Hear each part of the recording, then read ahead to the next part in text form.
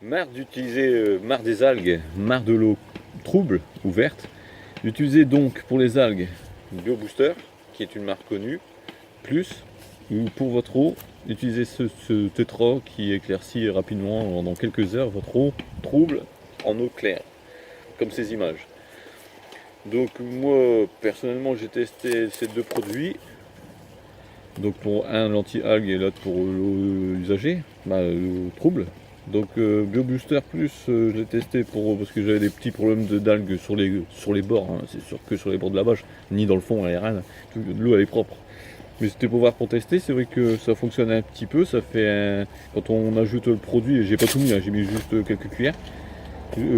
Quand on ajoute ça dans l'eau, ça réagit, ça fait des sortes de micro-bulles, de l'oxygène. En fait, il y a de l'oxygène qui sort de cette petite poudre là, la petite poudre blanche. Donc il faut ajouter à peu près 2 dosettes par mètre cube. Là, j'ai utilisé que même pas la moitié. Donc là, je vois que ça commence à faire son effet en une semaine, voire 15 jours bientôt. Et après, il faut refaire ça si possible. Et ensuite j'ai testé ça hier dans le bassin là-bas, le petit bassin que l'eau a été très très verte. Et puis là où j'en ai mis un légèrement aussi dedans. Et l'eau, c'est vrai que du côté du grand bassin, on voit un peu plus le fond. Plus le fond, c'est parce que ce produit permet à tuer toutes les saletés du bassin, les particules qui volent dans le bassin. Donc ça aide. Comme moi j'ai pas de filtration pour l'instant, là je suis en train de voir pour acheter une multichambre qui va bientôt pas tarder à arriver dans les mois à venir. Donc je vais mettre quand même un filtre, comme ça m'évite de remettre des plantes. Mais sinon après pour garder une eau claire ou limpide, propre, ajoutez quelques plantes à votre bassin, achetez un UV qui fait 4 watts par mètre cube, aussi achetez un bon petit filtre quand même pour que ça garde toute la saleté à l'intérieur du bassin. Nettoyez assez souvent le filtre, une fois tous les 15 jours, 3 semaines, assez.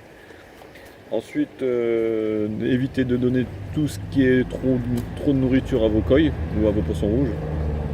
4 fois par jour, selon le degré de votre température de votre eau.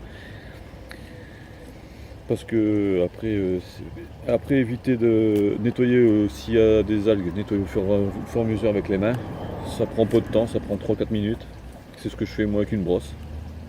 Ça évite d'ajouter du produit. Ajoutez aussi des bactéries. Il y a des bactéries qui sont très bonnes pour le bassin et ça évite de tout le temps ajouter ces produits chimiques. Donc là c'était pour faire un test. Ensuite pour les algues filamenteuses plus la vase, donc ça nettoie. Donc là vous mettez 2 dosettes 2 dosettes par mètre cube dans votre bassin. Donc en une heure après vous allez voir que tout va remonter à la surface. Si vous avez un skimmer, c'est le top pour nettoyer tout ce qui est saleté à la surface de votre bassin, parce que tout il va remonter en fait, parce qu'à l'épuisette c'est pas évident, ou bien une épuisette avec des très très fins maillons. Donc un skimmer ça serait cool. Et puis pour garder votre eau claire, utilisez soit ce produit là et celui-là pour les algues. Après il y a d'autres marques que j'ai pas encore testé. Donc j'ai testé pour l'instant celui-là et celui-là. Donc Ena non. Ena viens ici. Ena viens ici. Mais il va rien faire. Ena viens. Ena. Et voilà quoi. Mais le meilleur des choses c'est d'avoir une cascade ou un bulleur. Il faut qu'il y ait toujours du mouvement d'eau dans votre bassin pour éviter que l'eau stagne et tout. Évitez de lâcher trop de poissons. Normalement c'est 40 cm pour 1 voire 2 mètres cubes pour une coille, pour que sa croissance s'effectue correctement. Pas acheter 30 coilles de petite taille de 10 cm, 15 cm et vous avez un bassin de 8000 ou 9000 ou 10 000 litres, ça sert à rien. Ils vont soit mourir, soit manque d'oxygène, ou soit votre eau va être très très sale. Les poissons rouges, on peut en mettre 100 poissons rouges dans 1000 litres, mais bon les poissons rouges je vous déconseille, là je suis en train de les retirer de mon bassin, c'est de la merde. Ça se reproduit tous les ans. Et là j'en ai encore une quinzaine, voire même une vingtaine, même plus. Donc voilà. Alors après vous pouvez ajouter soit des roseaux, des plantes, des iris aussi, des nénuphars, de la menthe aquatique, des plantes oxygénantes très très peu parce que j'en ai ajouté, j'ai fait l'expérience avec l'été ben, ça pousse comme du chien dent. Donc j'en ai retiré aussi. Mais surtout avoir une bonne filtration, une bonne filtration et aussi un bon UV pour garder votre eau claire et limpide. Et puis éviter d'avoir le maximum d'algues dans votre bassin. Donc soit je voulais choisir, tester. Il y en a beaucoup, certains de ma page Facebook, bassin amateur, connaissent ces deux produits. Donc il y en a qui sont satisfaits. Donc voilà, je fais cette petite vidéo. Donc les seules choses à retenir, c'est d'éviter de donner trop de nourriture à vos poissons. D'avoir trop de poissons dans votre bassin. Si le mètre cube ne permet pas d'avoir autant de poissons, ça sert à rien. Ils vont soit mourir, ou soit votre eau ne sera jamais claire. Avoir un bon filtre. Le filtre, ça sert à quoi? C'est pour créer vos bactéries à l'intérieur.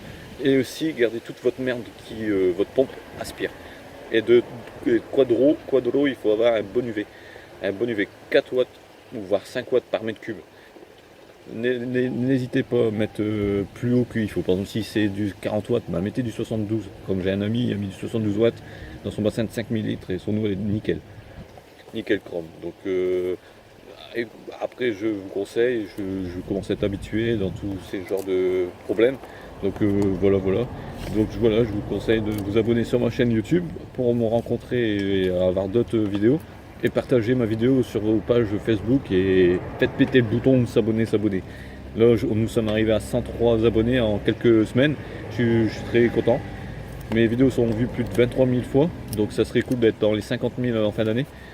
Donc continuez comme ça à partager, à aimer, à liker, à commenter, à partager vos photos, vos images, et puis on va se revoir bientôt.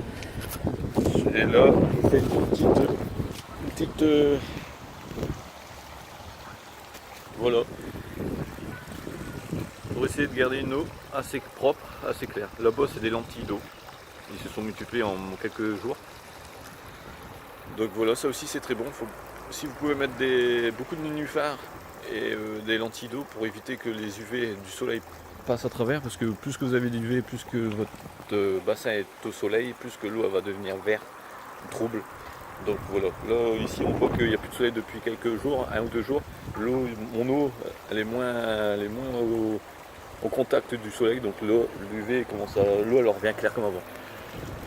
Donc je vous laisse sur ces dernières petites images du bassin amateur, et moi je vous dis merci beaucoup d'être là, si nombreux à me suivre, à commenter et à liker sur mes pages, sur mes photos et sur ma vidéo. Je vous dis ciao, bye bye, et allez, une bonne journée, ciao.